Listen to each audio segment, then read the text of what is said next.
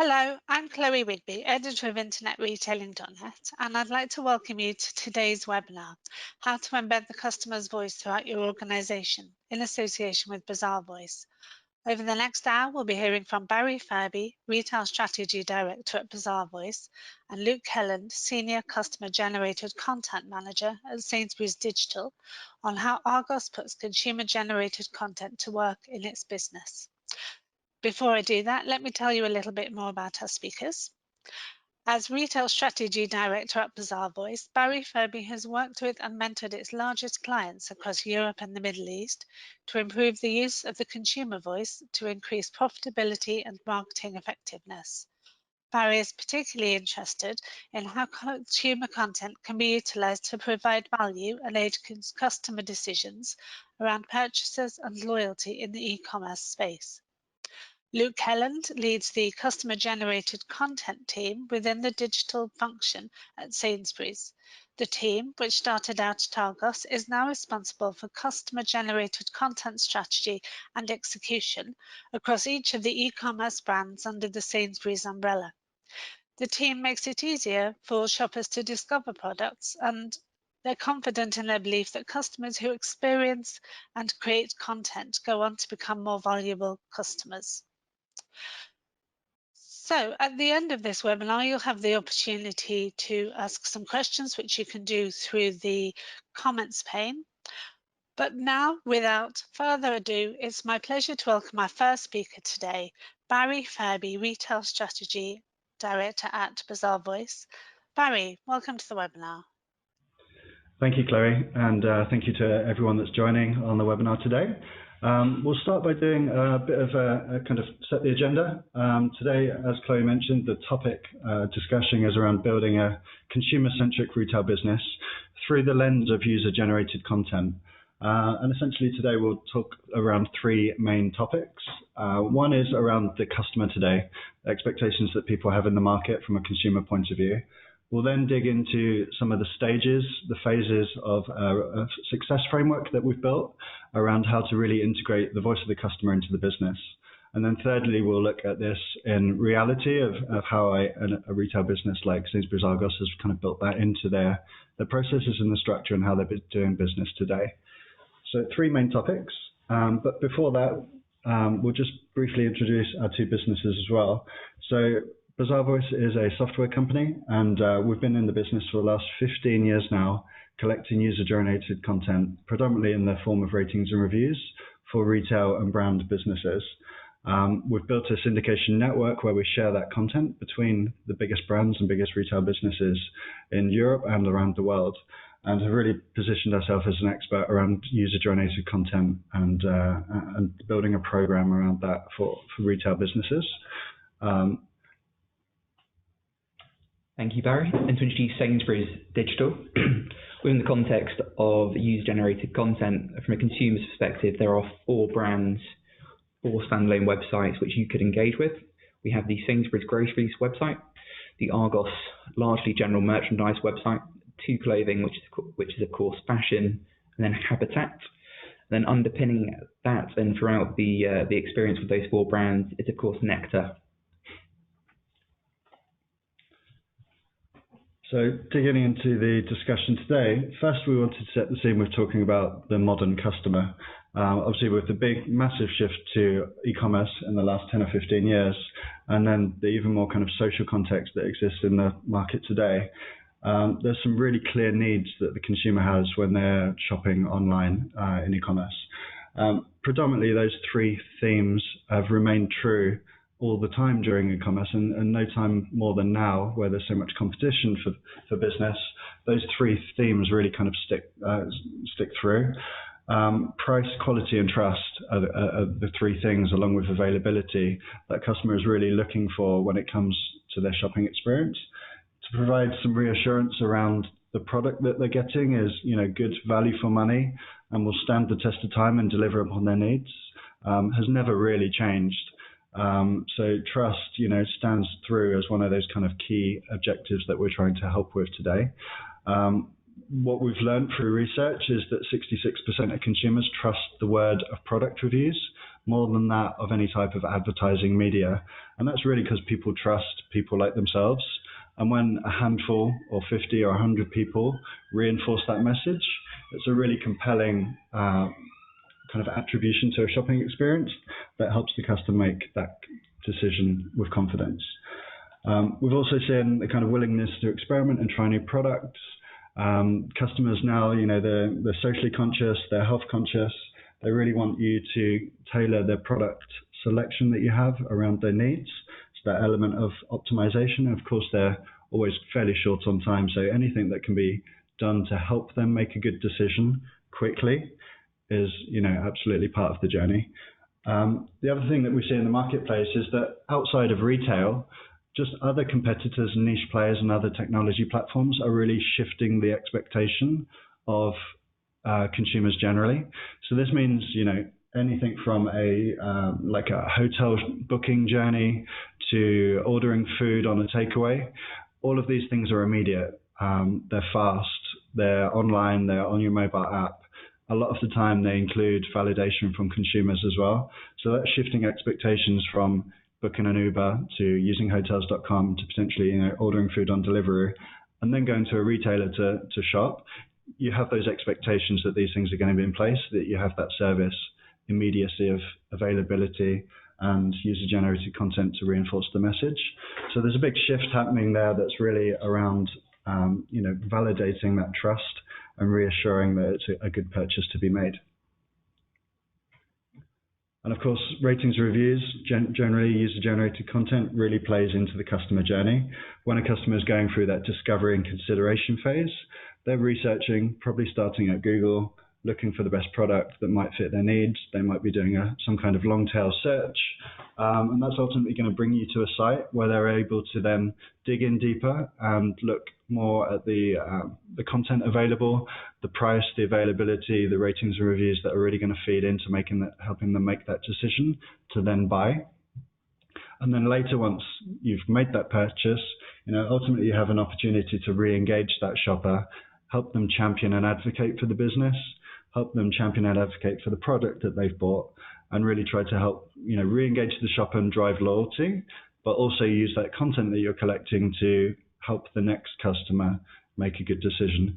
So you can see how across the journey from search through to post-purchase, there's really a place for kind of engaging with the customer.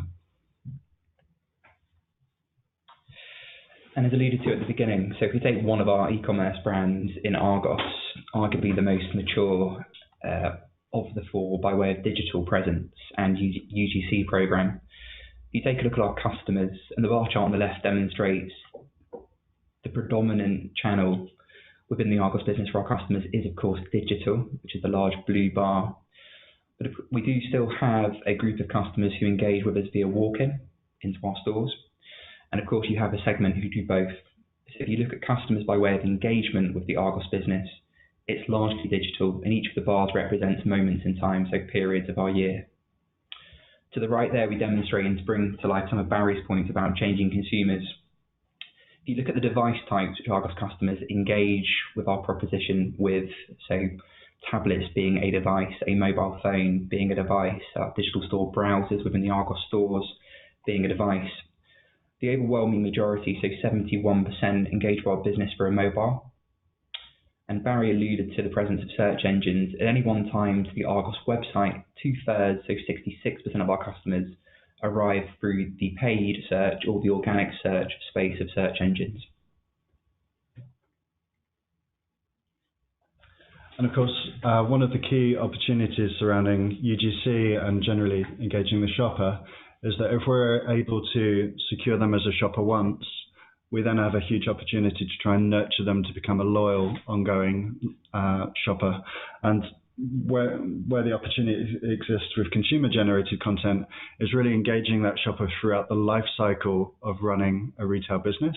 That means everything from using the voice of the customer to inform product development, to help launch products through sampling, creating content that can be an attribute on the site and through marketing and in the store, and then later through helping them make that purchase decision on the purchase journey, re-engaging them later. So really from an end-to-end point of view, if we're able to show you today how to filter customer voice into all of these activities through the business, we get to a point where the customers, it really is it's a consumer-centric retail business, and the products and services that you're putting on the shelf are formulated around the needs of the customer. And to demonstrate how we think of UGC when it comes to customer loyalty within the Argos part of our business, the pie chart to the left demonstrates the proportion of our customers who, over the course of a year, having received the post-purchase email, our post-interaction email, so our primary method of content collection, the email that enables and encourages customers to leave a review of their most recent purchases. If you look at the segment of customers who have left a review, whether one review within the orange segment or 2 or more reviews within the red segment within a year having received that email, what we know to be true of those customers, depicted by the bar chart to the right, so the bar within orange are those customers who have left reviews, the bar within blue are customers who haven't. Those customers who have go on to become more valuable customers. They place more orders on average over the course of the year, and they shop across more of our categories on average over the course of the year. So what we believe to be true is customers who create content using review submission as a proxy for content go on to become more valuable customers. So on the one hand, you have customers who generate content becoming more valuable customers, and on the other, you have customers who experience user-generated content. And by measure of interaction, so what is difficult to measure is those who have simply looked at the content and have been influenced by the content. What we're demonstrating here within the bar chart is the proportion of our customers who engage with customer-generated content. So by engagement, we're talking clicks or taps as part of their experience. The grey bar is where we are now. So it demonstrates each bar, the interval between each bar is percent. To demonstrate the percentage of customers who are engaging with customer-generated content. And the size of the bar to the left there, the number of customers, represents the number of customers within that segment who have experienced customer-generated content, and the step change with each percentage increase for each bar to the right. The orange line then, to the right axis, demonstrates the revenue change, so the increase in revenue, on the basis that customers who experience content, we know place more orders, spend more per order, and have a higher propensity to convert, so are more likely to place an order. The conversion rate is higher. So point being is that for each percentage increase in customers who experience content, it's worth more revenue to our business. So with that, I think we've built a case to show that there's a real value in having the content available to the customer. The point we'd like to make now and to talk you through a framework for it is how to really integrate that voice of the customer into the business, to build a program around collecting, engaging, and leveraging the content so that you can really kind of win the confidence of the customer. Now, we've broken this down into 3 sections, essentially. How you engage the customer, predominantly to collect the content.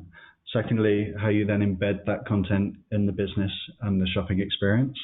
And then thirdly, how you engage and advocate the customer and really make sure that you're in that stage of customer advocacy and centricity.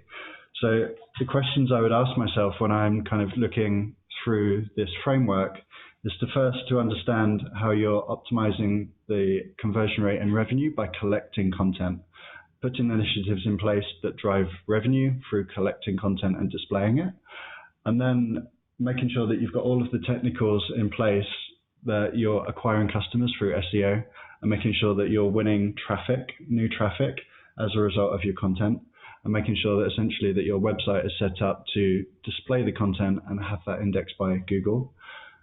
We then have a stage where we're looking at how we can seamlessly integrate content into the customer journey. And that means from a technical perspective, looking at the UX journey, how it's displayed, where it's displayed on the site across all platforms, mobile and apps. So that you're essentially in this first phase looking at your collection strategy, your traffic strategy, and your display strategy. And I think those are almost the brilliant basics of setting up this engage phase, where we collect content and display it in the best possible way.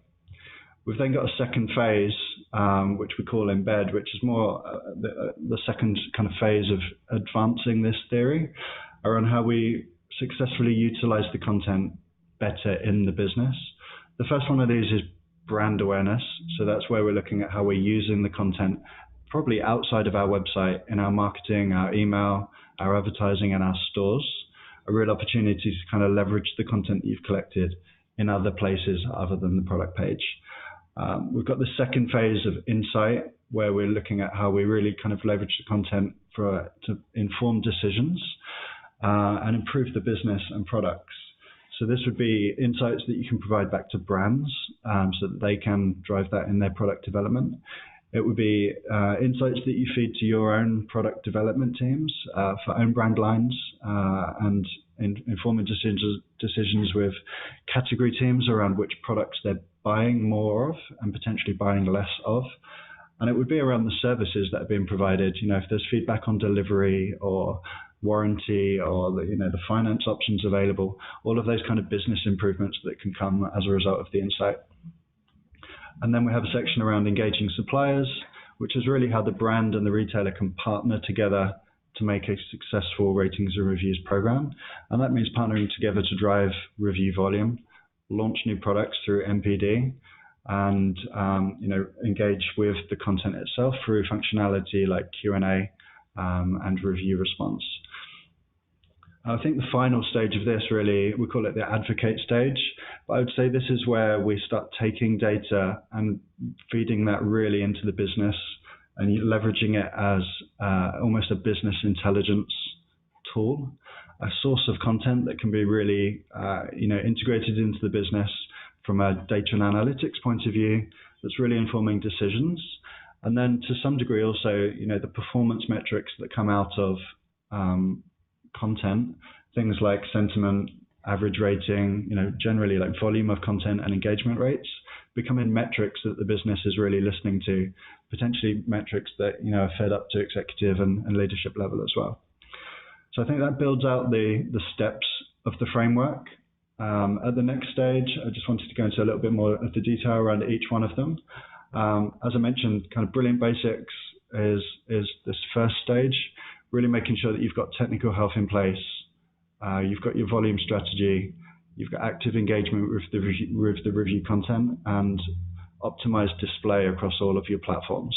I think nailing that first phase kind of sets you up for the rest, and we call them brilliant basics for a reason. Ultimately you need these things in place to set you up for success, to be able to drive further along the maturity curve and start embedding the customer voice into the business. First of all, you need to collect it, and then we can move to this embed phase. So, like I said here, effectively creating, brand awareness through leveraging the content. Some brilliant examples of this are things like top-rated emails, where you're selecting the products that are best rated that month and using those as part of marketing campaigns. We've seen businesses do fantastic work with this using the content in the stores, where they're merchandising sections based on loved by you, or that kind of messaging around, best rated products from our customers. This works particularly well for gifting, kind of gondola end sections in the stores, where, you can be creative with choosing the range of products that are, visible and recommended by products. And I think one of the really interesting stages here is where we start talking about engaging suppliers. There's a real opportunity for a retailer to partner with their supplier brands, especially the top tier strategic partners that you have, to really drive review volume and provide that reassurance around new product launch. An example of an initiative here that I know Luke will talk about in a second is product sampling.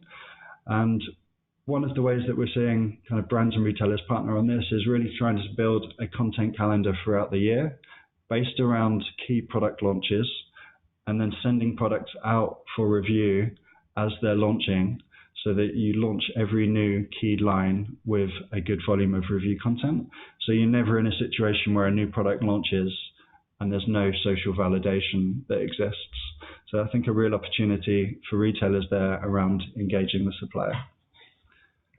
And then this final phase I would call advocate.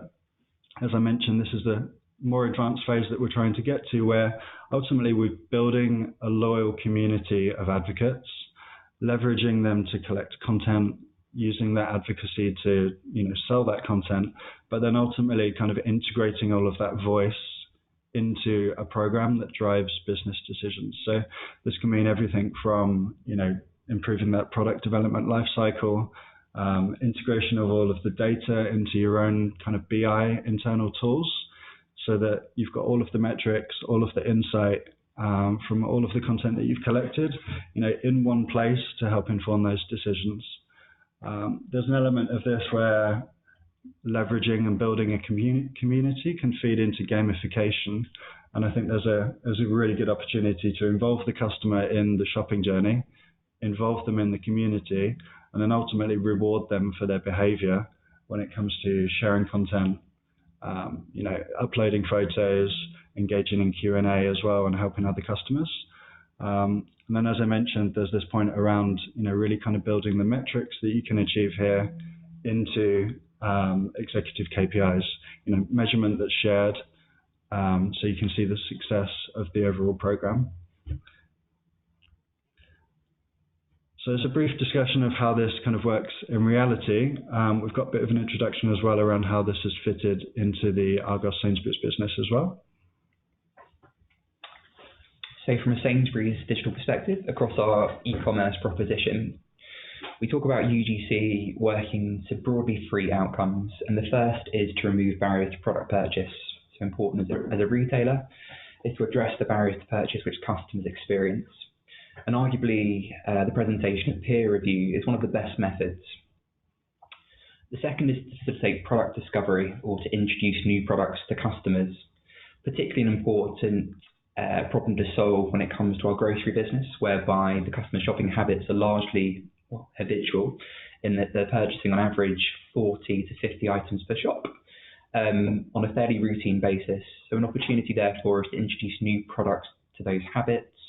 And again, arguably one of the most effective methods in doing so is the presentation of advocacy from other customers.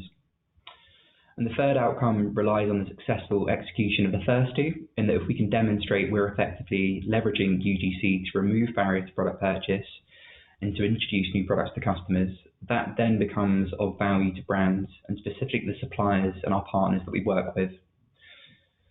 To do so, the strategy is twofold. So we work to better enable our customers across our e-commerce proposition to create content on the one hand, and on the other to experience user-generated content. And just to touch quickly to the right there on one of the many customer problem statements which UGC can solve for, and one of them at the point of purchase is of course whether the product is suitable for me. And again, arguably one of the best methods is leveraging peer review and demonstrating the product in situ. And then to bring that to life quickly across a couple or a few of our e-commerce brands, when it comes to removing barriers to purchase on the 2 Clothing website, what we ask of our customers who have bought largely women's clothing from the 2 Clothing website as part of the review submission process is to what extent out of 5 the product was true to size. And we present the aggregation of those answers by way of social proof, so a nudge message that we present on the PDP to say within this instance, all 4 of customers reviewing the product rated the product as being true to size or fitting as expected. So an example of removing a barrier to purchase. The second, which actually Barry alluded to previously, is the curation of our Sainsbury's grocery range, and this is a permanent fixture on the Sainsbury's groceries homepage into a fairly effective form of merchandising, so products which have been rated 5 stars recently. And it's a method of introducing new products to customers based on the advocacy and 5-star rating from other customers.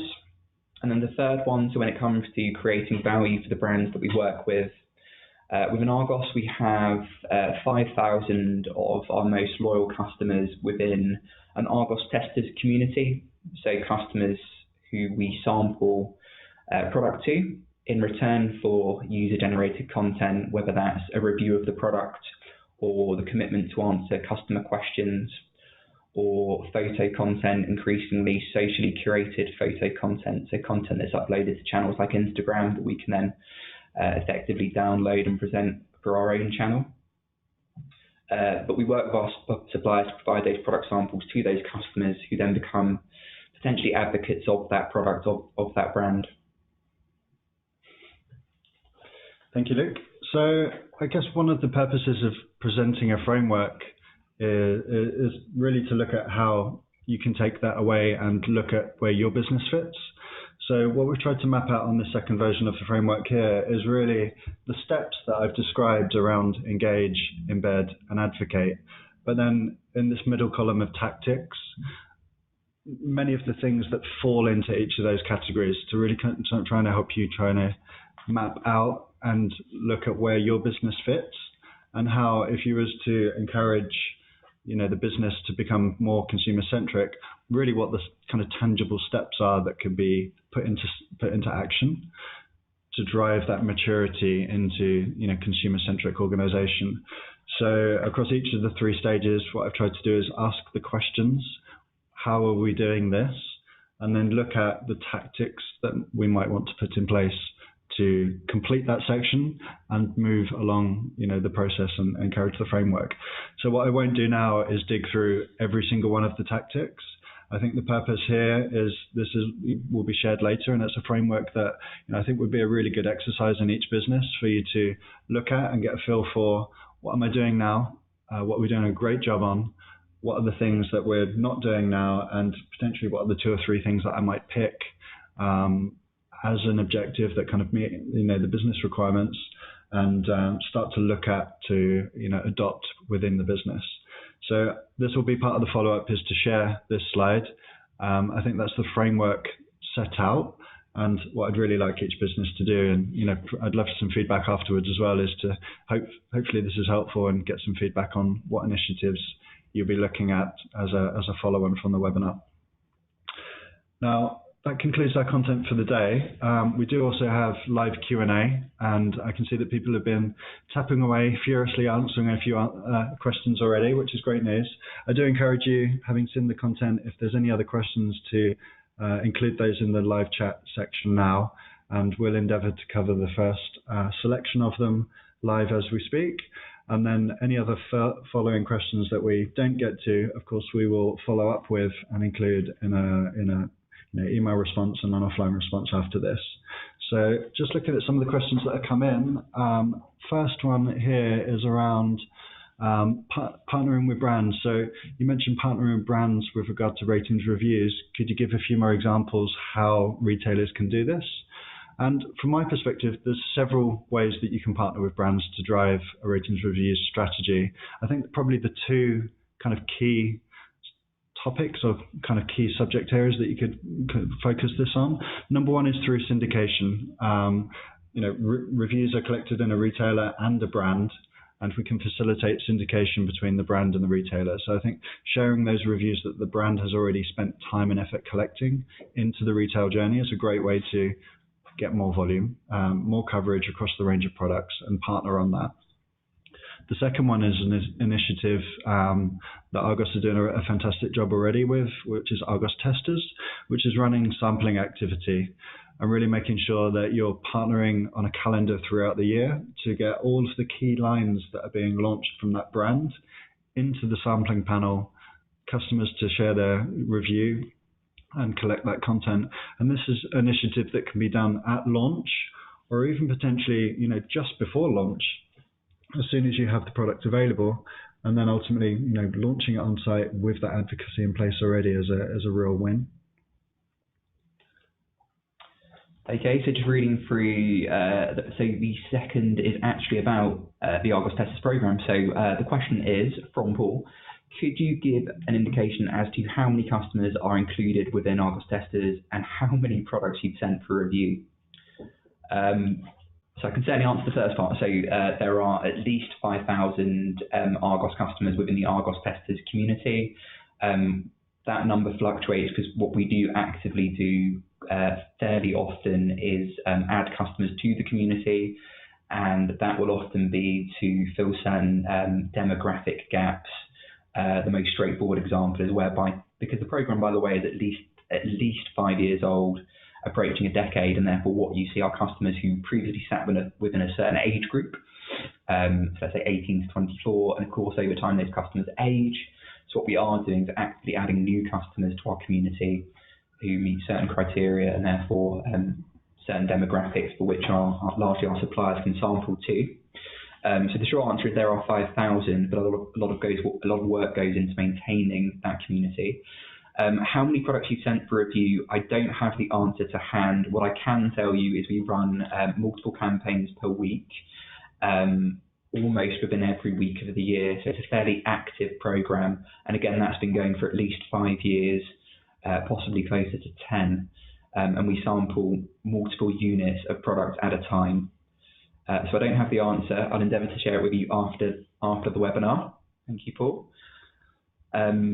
Just reading beyond that, because I can take this one, Barry, if you like. So the question is, what other ways can you optimise the impact of ratings and reviews on conversion? That's from James. So from our perspective, across the Sainsbury's e-commerce proposition, we have a handful of metrics that we keep a close eye on. So I guess to maximise the impact, you of course first need to have the content, so to have the reviews. So we measure metrics such as not only the volume of them, but the number of reviews per product on average, the coverage of our range, i.e. what proportion of our range has at least one review, the recency of those reviews, because what we don't want are fairly old reviews per product. So there's some fairly straightforward metrics that would signal the health of a program, but there's also more experience-based stuff. So I think Barry alluded to it earlier on, and you see a lot of great examples outside of retail. TripAdvisor is a favourite, whereby I think what consumers are really looking for is a sentiment within reviews which addresses their barrier to purchase specifically. And point being, if you can either present that to them without them asking, so predicting what that barrier to purchase is given what you know of the individual, or at least providing a fairly friction-free way of filtering for that sentiment, is another great way of optimizing your ratings and reviews, and specifically the presentation of them, to impact conversion. So yeah, the short answer, a handful of metrics, and also then work around the experience, ensuring those reviews are accessible and at least customized to the individual. Thank you, Luke. And then the fourth question we have here is from Jonathan. How best would you define the status at the final stage of this framework? So this advocacy stage, somewhat of a vague phrase that we've probably used the word advocacy lots of times in the presentation, but I would sum it up by saying that when you're at a point when we're truly integrating that voice end to end across the running of the business, I think then we're kind of got the systems in place that I'd say that we're in that advocacy bucket. And to bring this to reality, I think this means, things like informing decisions around product development, how you launch a product, what your marketing and e-commerce strategy all look like, how you engage your shopper, and how you drive loyalty. If we're embedding customer engagement and ultimately kind of, content across all of those processes and, plans within the business across multiple teams, then I think that's, a true sign of kind of integration. And I would say that puts you in the advocacy section of the framework for sure. And with that, I think that's our Q&A handled for now. We do have other questions coming in, so thank you for those. As Luke and I mentioned, we'll follow up with email after that, along with the presentation and the framework. And with that, I'd like to thank you for your time. It's been a pleasure talking to you. I hope we hear from you with either further questions or feedback on how this is going in your business. But from me, thank you very much, and talk to you soon. Thank you. That's great. Well, thanks for a really informative session. So I'd like to end by thanking our speakers, Barry Furby of Bazaarvoice and Luke Kelland of Sainsbury's Digital. Thanks to you too, our listeners, for tuning in today and for your questions. And as always, we'll follow up by email with a link to the on-demand webinar, which you can watch again at your convenience. So thank you once again for taking part in this webcast, and goodbye.